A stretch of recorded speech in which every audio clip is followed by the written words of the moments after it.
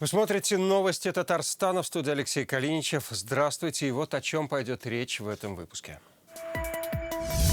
Точка в громкой истории. В 2018 году один из подсудимых написал явку с повинной, дал признательные показания. После этого дело двинулось в мертвой точке. Какое решение вынес Вахитовский суд по делу об убийстве директора водоканала, расскажет Рамиль Галиуллин. Вся жизнь – наследие. Все вместе с вами сегодня побывали осиротели. Как простились с Фаридой Забировой, увидела Алина Изнатуллина. Как соотносятся личные, коллективные и ковидные права человека? Коллективное право имеет в данном случае преимущество. О главных темах международной летней школы «Права человека для будущих поколений» расскажет Салават Ахмадулян. Прекрасный возраст! Отлично живется. Все для молодежи. Как в республике отметили День молодежи, узнал Дмитрий Аринин.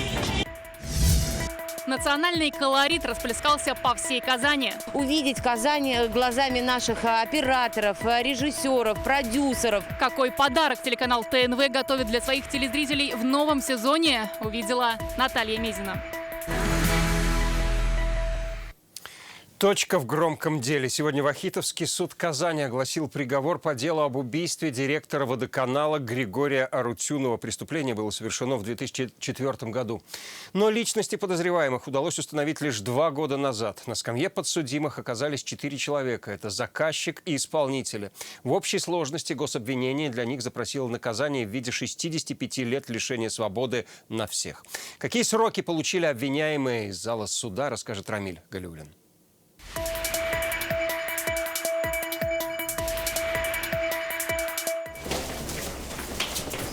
Они прячут свои лица от камер. Так и до завершения оглашения приговора подсудимые не поднимут глаз.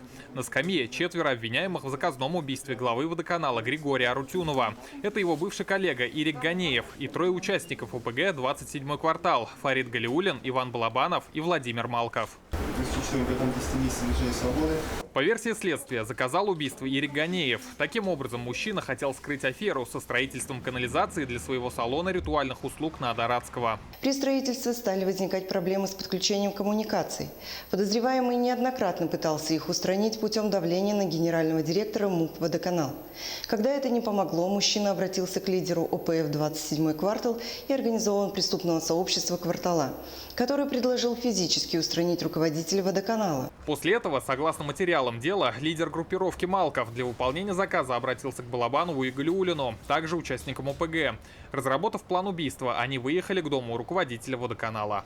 Арутюнов был убит 5 февраля 2004 года вот в этом доме на улице Чехова. Киллеры пробрались к нему в подъезд через чердак, дождались, пока руководитель водоканала выйдет на работу, и расстреляли 3 выстрелами из револьвера. По данным следствия, за работу Малков, Балабанов и Галиуллин получили от Ганеева $10 000. Поиски убийц длились 15 лет. Дело сдвинулось с мертвой точки в 2018-м, когда один из фигурантов дела, уже находясь в колонии по другим преступлениям, дал признательное показание. Оглашается приговор имени Российской Федерации 28 июня 2021 года, город Казань. Сегодня всех подсудимых Вахитовский суд признал виновными. Ранее несудимого Ганеева приговорили к 13 годам колонии строгого режима за организацию убийства. Малков получил 15 лет лишения свободы и остался на пожизненном заключении. Балабанову назначили 12,5 лет лишения свободы, а по совокупности 2 приговоров 24 года колонии строгого режима. Галиуллина приговорили к 12 годам, но окончательное наказание с учетом приговора 2008 года для него станут 25 лет колонии. Подсудимые Галиуллин, Малков и Балабанов, они были в 2008 году Верховным судом Республики Татарстан осуждены за различные тяжкие и особо тяжкие преступления, в том числе и организации преступной группировки, организации бандитизма, участие в данной банде. Поэтому по данному уголовному делу предыдущий приговор, он был сложен с данным уголовным делом. Сейчас адвокат намерен обжаловать приговор. Сделать это они смогут в течение 10 дней. И тогда будет поставлена окончательная точка в громком деле и в следствии, которое длилось 17 лет. Рамиль Галиуллин, Марат Зайдуллин, ТНВ, Казань. Президент России Владимир Путин подписал закон, ужесточающий правила выдачи лицензий на оружие. Теперь охотничье и гладкоствольное оружие самообороны граждане смогут приобрести с 21 года, а не с 18 лет, как это было ранее. Законом запрещается выдавать лицензию на оружие гражданам с судимостями. Напомним, Совет Федерации одобрил этот закон 23 июня. Пакет поправок внес Госсовет Татарстана. Инициативу направили в Госдуму еще в 2018 году, после трагедии в Керчи. После событий 11 мая в Казани депутаты республики снова вернулись к вопросу об ужесточении оборота оружия. Очередное предупреждение от синоптиков: сегодня и до 1 июля в республике сохраняется аномально жаркая погода. Температура выше нормы на 9 градусов. Еще 3 дня как минимум нас ждет зной до плюс 36. Жара провоцирует природные катаклизмы. Резкие перепады температур обернулись ливнями в Москве. В Мамадыше сегодня очевидцы сняли настоящий торнадо.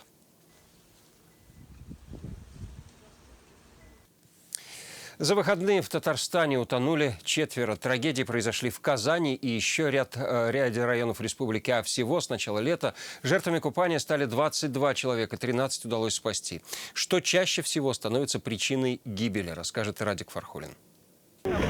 Казань. На озере Средний Кабан захлебнулась девочка-подросток. Ее успели вытащить из воды очевидцы и до приезда медиков оказать первую помощь. Сейчас она в реанимации. Ребенок находится в реанимационном отделении на искусственной вентиляции легких. Состояние оценивается как тяжелое, но стабильное. Весь объем исследований, необходимых при данной патологии, он проводится. Пляж у моста «Миллениум». Здесь не смог выбраться из воды 17-летний юноша. Тело обнаружили в 25 метрах от берега. Место не оборудовано для купания. Елабуга. Мужчина утонул недалеко от пристани. Тело извлекли в 20 метрах от берега. Как сообщили спасатели, место не было оборудовано для купания. Это уже Зеленодольск. В заливе Реминниково 2 мужчин распивали спиртные напитки. После этого один пошел купаться и не вернулся. Тело спасателя достали с глубины 6 метров. Тетюши. На острове Вертолетный отдыхала компания. После ссоры мужчина пошел в воду и пропал. Спасатели обнаружили его в километре от берега. Мужчина из последних сил держался за бревно. Утопающего спасли. Всего за выходные в республике погибли 4 человека, а с начала лета 22, в том числе 1 ребенок. 13 татарстанцев удалось спасти. В связи с ограничениями, введенными санэпидемзадзором и аномально жаркой погодой в городе Казани, наблюдается небывалый наплыв людей к берегам водных объектов. Заняты не только пляжи, но и все берега озер и рек, где есть подход к воде. Учитывая данное обстоятельство, с 14 июня созданной дополнительной профилактической группой при управлении гражданской защиты проведено 14 рейдов в вечернее время по пляжам города. Это с 18 до 22 часов, в ходе которых проводились и будем проводить беседы с гражданами. Как отмечают, большинство трагедий происходят в необорудованных местах, где нет спасателей, купаться запрещено. Также причинами ЧП становится распитие спиртных напитков. Высокий градус и холодная вода могут вызвать судороги. Также МЧС призывает не нырять в незнакомых местах и не оставлять детей без присмотра. Радик Фархулин, Дмитрий Аренин, ТНВ Татарстан. За последние сутки в Татарстане зарегистрировано 39 новых случаев ковид. 14 человек госпитализированы, 25 получают лечение дома, сообщает республиканский штаб. В России за сутки заболели 21 650 человек. Москва и Санкт-Петербург побили новые рекорды по смертям. В Подмосковье максимум по числу заразившихся с начала пандемии. Ковидные права, новые уроки для школьников, защита природы и возможность миграции. Эти темы стали главными на международной летней школе по правам человека. Она открылась в КФУ с участием уполномоченного по правам человека в России Татьяны Москальковой.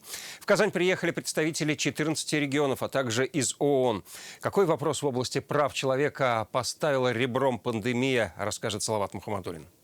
Определить соразмерность между необходимостью ограничений и правами человека. Ковидные права – новое понятие в мире. Возможность привиться, обязанность носить маски, право работать удаленно. Как говорят сегодня ученые и общественники, ковидные права находятся на стыке между личными и коллективными правами. Что из них в приоритете?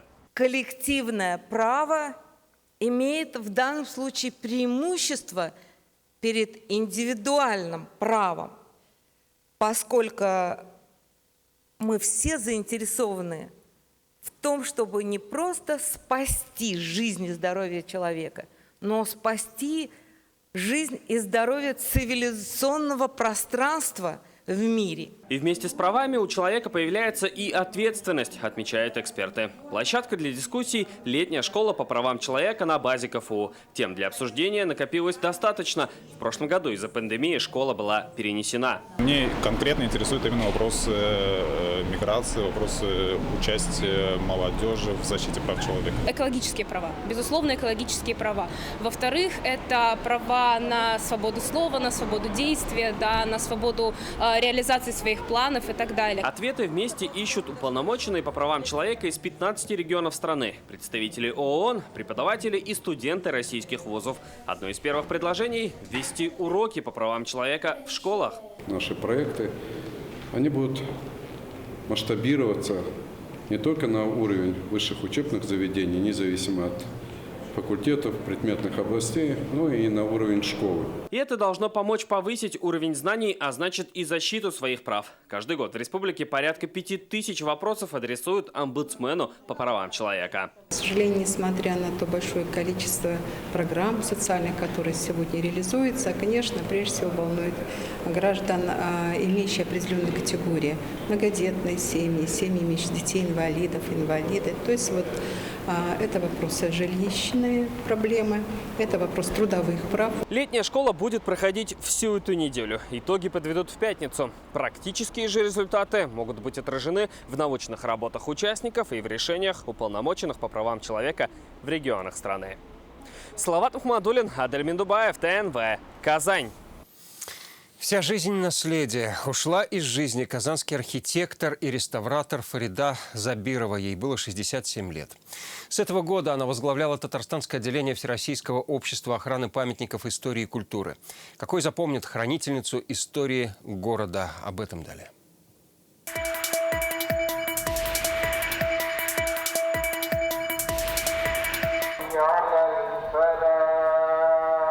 Заупокойная молитва с минарета. На площади перед мечетью Марджани сотни людей. Родные, близкие, коллеги и просто неравнодушные к работе Фариды Забировой казанцы осиротели. Вся ее жизнь – это сохранение наследия. Простите нас, предавая, что нас не убили. Светлая память. Заслуженный архитектор Татарстана, координатор разработки концепции развития Казанского Кремля, острова Града-Свияжск, Стар-Татарской Слободы и реставрации десятков, если не сотен объектов культурного наследия. Она дорожила каждым историческим уголком Казани, спасая уникальные образцы эпохи.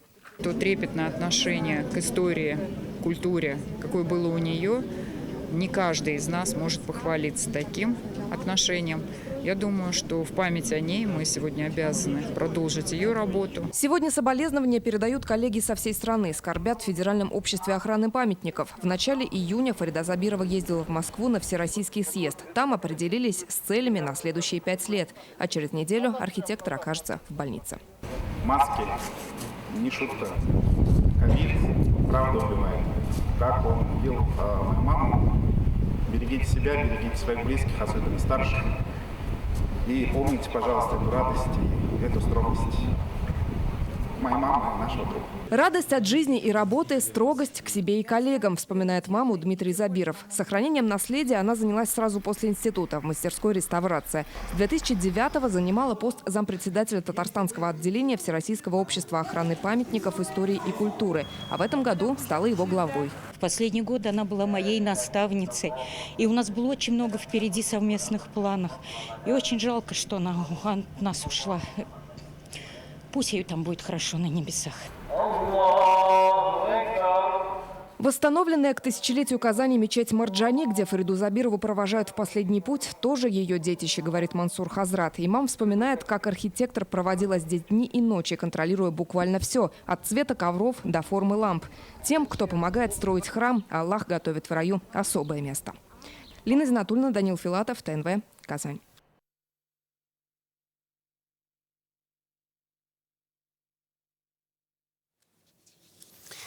В республике долгожданный рост количества вакцинированных за сутки плюс 10 тысяч человек. В пятницу рекордные почти 12 тысяч. Наибольший процент вакцинированных среди медиков, в том числе врачи 7-й городской больницы Казани. Она одна из первых в республике принимала пациентов с коронавирусом. Сирина Сахапова узнала, почему медики здесь на передовой. Давление взвешивали Казар. Мунавара Богданова – терапевт 7-й горбольницы. Ежедневно принимает по 25 пациентов. Долго ждала, когда ей разрешат привиться. Я, во-первых, перенесла это тяжелое заболевание тогда, когда не было еще вакцины. Я не прививалась тогда по понятной причине. Но так как я перенесла очень нелегко, тяжело. Я, как только у меня антитела пошли на спад, я пошла, привилась. Гульнур Потапова не понаслышке знает, что такое заболеть коронавирусом. Решение привиться осознанное. Я защищаю себя, своих близких, родных, и поэтому я делаю прививку. Я все столько увидел и насмотрелся, что вопрос не стоял, прививаться или не прививаться. Врачи 7-й горбольницы в борьбу с ковидом вступили одними из первых. Здесь был открыт госпиталь на 200 мест. Только в прошлом году от коронавируса там вылечили 8,5 тысяч человек. Работая в красной зоне, мы повидали многое. И летальные исходы смерти, и тяжелое состояние пациентов, и как они страдают.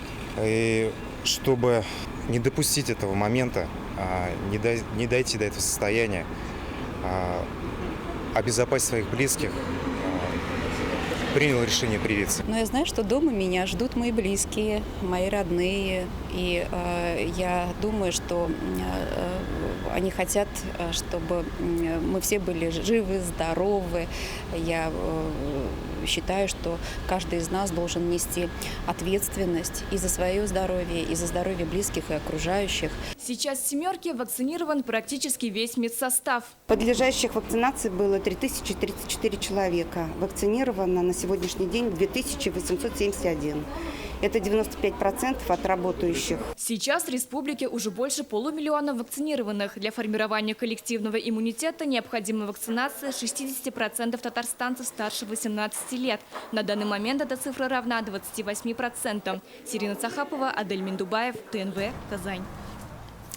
Воду клыкам. Строительный бум в казанских поселках стал причиной засухи. Все подробности дела об обезвоженных поселках читайте сегодня в интернет-газете «Реальное время».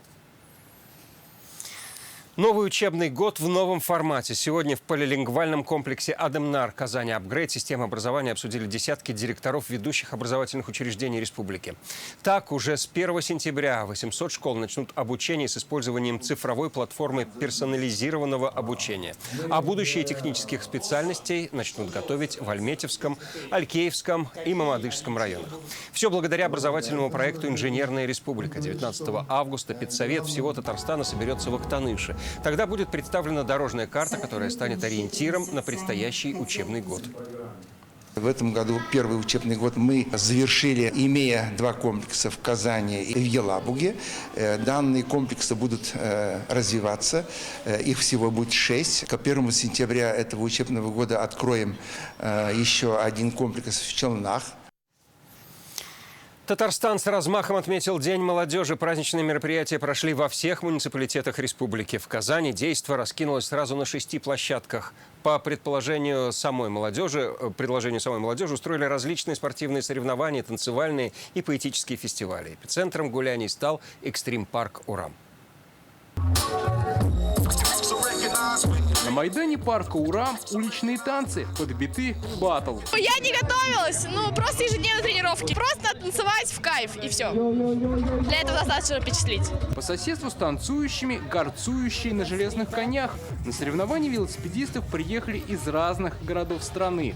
Я много где была и могу честно сказать, что такого я пока еще нигде не видела. Каждый элемент, то есть не только памп-трек, но и бетонные площадки, спортивные площадки. Это просто полный восторг. Индивидуальное мастерство и коллективные действия уже на другом футбольном турнире. Нормально бегается. Тяжело. Сборная России было, и нам за ней наблюдать тяжело. А нам в кайф, нам радость. Весь парк Курам стал квинтэссенцией увлечений современной молодежи. Ребят поддержал Дамир Фатахов. Надпись на его футболке была как никогда красноречива. Фото с ним тут же разлетались в соцсетях. Я искренне молодежь Татарстана люблю, я ей восхищаюсь. Я считаю, что она прекрасная. Сегодня у молодежи огромный потенциал и большие возможности. Вот мне кажется, те, кто живет в нашей республике, этим ребятам просто повезло, потому что здесь все возможности созданы. Сейчас молодежь – это пятая часть населения республики. Татарстан и особенно Казань – крупный образовательный центр, куда приезжают студенты со всей страны и зарубежья. Легко ли быть молодым, как говорится? Много решений, много принятий. Да, замечательно. Прям от души. Отлично живется. Все для молодежи. Открываются новые пространства, куча новых мест. Молодежь 21 века – это люди, которые открывают свои таланты, везде хотят стать первыми и стараются развить нашу республику и Россию в целом. Праздник молодежи продолжался до позднего вечера. Центром событий стал экстрим-парк. Его открыли ровно год назад, специально для активной молодежи. Дмитрий Аринин, Игорь Романов, ТНВ, Казань. Ко Дню Республики наш телеканал готовит подарок с национальным колоритом. На знаковых площадках стартовали съемки промо-роликов. Они станут украшением нового сезона на телеканалах ТНВ и ТНВ «Планета». В главных ролях ансамбль танца «Казань» и сама столица Татарстана. Десятки режиссеров, операторов, продюсеров, специальная техника, съемки с земли и с воздуха. Камера есть? Камера есть. Внимание, музыка! Работаем! Палящее солнце, изысканные костюмы и красивые эмоции. На съемочной площадке жарко во всех смыслах. Так стартовала подготовка к новому сезону на ТНВ. Стараемся стоп утянуть, насколько можно, да? От взгляда Чулпан Закировой, руководителя ансамбля танца «Казань», не ускользает ни одна деталь. Танцоры день и ночь оттачивали движение национального татарского танца. Особое внимание – костюмам и музыке. Яркие отрывки известных татарских композиций в аранжировке Расима Ильясова записал оркестр народных инструментов «Казан-Нуре». Музыки, наверное, вариантов 12 были собраны, они миксовались из разных кусков, потом обратно разделялись. И слава богу, что мы пришли к консенсусу, что именно эта музыка затрагивает некие такие ресурсы души, заставляет пуститься в танец. Синхронно танцором движутся операторы, режиссеры и продюсеры ТНВ.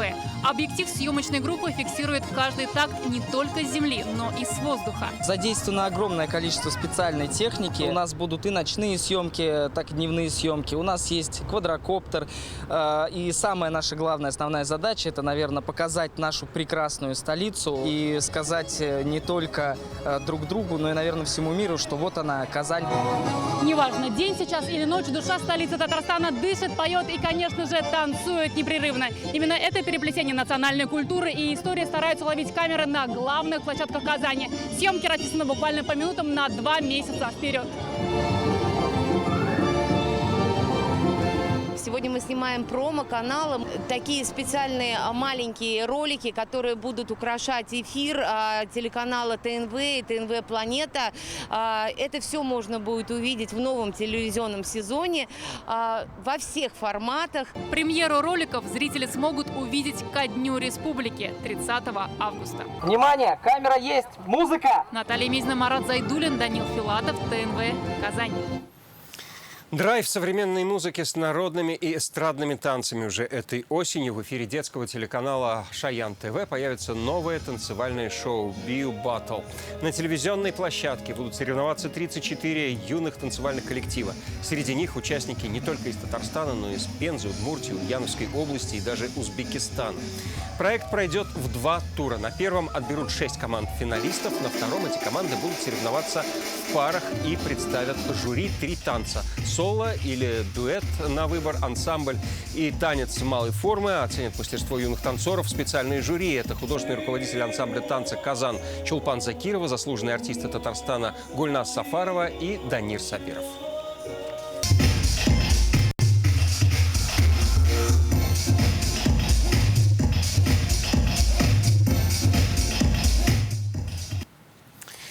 Широкий сабантуй встретили в эти выходные в деревне Казань-Оргсинтез. На площадке с таким названием нефтехимическое предприятие встретило сотни гостей со всего Татарстана.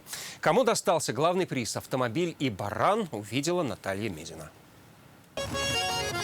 Вот так по-старинному едут гости на праздник. Народный сабантуй развернулся в деревеньке Казань-Оргсинтез. Хозяева радушно встречают каждого песнями да чак-чаком и рассказывают, чем гордится их край. Здесь и пожарные машины, и лучшая сельхозтехника. Надо брать! Рядом кузнецы и мастерицы обучают ремеслу, а повара Казань-Оргсинтеза угощают гостей блинами с пылу с жару.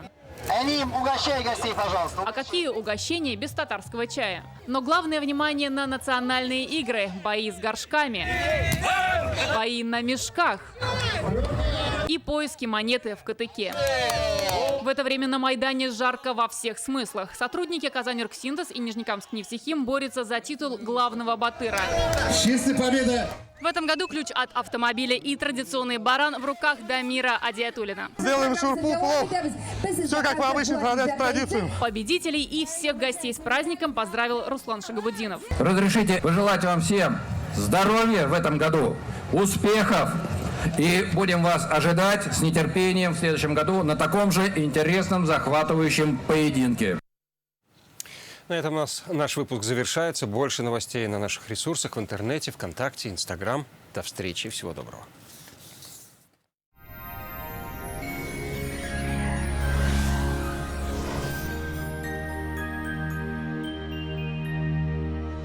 В студии София Егорова. Здравствуйте. В ближайшее время поговорим о погоде, но сначала полезная информация. Не откладывайте заказ вашей новой кухни. Закажите ее в рассрочку в Данил Мастер. Только до конца июня доставка, подъем и установка бесплатно. 3D-проект кухни в день обращения. Звоните 2-167-166. По прогнозу нас ожидает еще один жаркий день. По данным сервиса Яндекс.Погода, в Бугульме, Баблаха и Азнакаево жителей ждет переменная облачность. Днем воздух прогреется до плюс 32-33 градусов. Все так же жарко в Набережных Челнах, Нижнекамске и Елабуге. Вероятность осадков небольшая, днем до плюс 34. В Агрызе, Менделеевске, Актаныше погода продолжает бить температурные рекорды. Плюс 34 градуса днем. В Арске, Кукмаре и Балтаси днем пасмурно, но жарко, до плюс 33. В Болгаре, Дрожжином и Буинске набегут дождевые облака. Но это не остудит воздух, будет душно и плюс 33. Жителям Альметьевска, Чистополя и Мамадыша послабления в жаре ждать пока не приходится, как и освежающих осадков. Купить квартиру в Иннополисе сейчас это возможно. Квартиры формата «Заезжай и живи» от 3 950 000 рублей. Торопитесь, осталось всего 15 квартир. Звоните 556 59, сайт jkunicum.ru. Готовые квартиры в Иннополисе от 3 950 000 рублей. Заезжай и живи. Мебель и бытовая техника в подарок. Осталось всего 15 квартир. Подробности на сайте jkunicum.ru и по телефону 556 59. Успей купить квартиру в самом инновационном городе России. Скидка 50% на прием флеболога СУЗИ обеих ног. Клиника «Варикоза нет» на Достоевского. Лечение варикоза быстро, без боли, без операции. Клиника лазерной хирургии «Варикоза нет» на Достоевского 40 в Казани. В Казани переменная облачность сохранится.